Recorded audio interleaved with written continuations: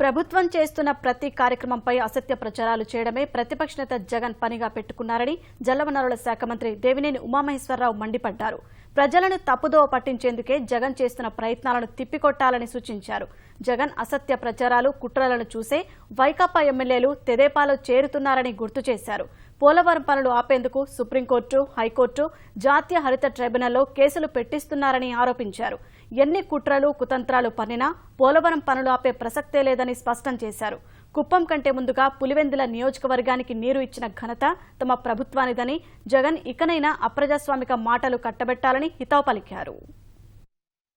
రాష్ట్ర ప్రతిపక్ష నాయకుడు ప్రతిరోజు కూడా దిగజారుడు వ్యాఖ్యలతో, అయోమయ ప్రకటనలతో అసత్య ప్రచారం చేస్తూ నిత్యం అబద్ధాలు చెప్తే, అసత్యాలు ప్రచారం చేస్తే ప్రజలను నమ్మించాలనే ఒక దుష్ట సంకల్పంతో మేధావులు అంట.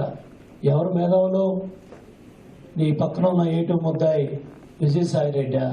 34,001 కోటి రూపాయలు మేము డబ్బిచ్చాం. 92.95% అంటే దగ్గర 93% ఖరీఫ్ రుణాలు మేము ఇచ్చామని ఎస్ఎల్బిసి చాలా స్పష్టంగా నివేదిక ఇస్తే, నిన్న ఖరీఫ్లో తక్కువ రుణాలు ఇచ్చారు, 28,000 కోట్లే ఇచ్చారని మాట్లాడుతూ ఉన్నాడు.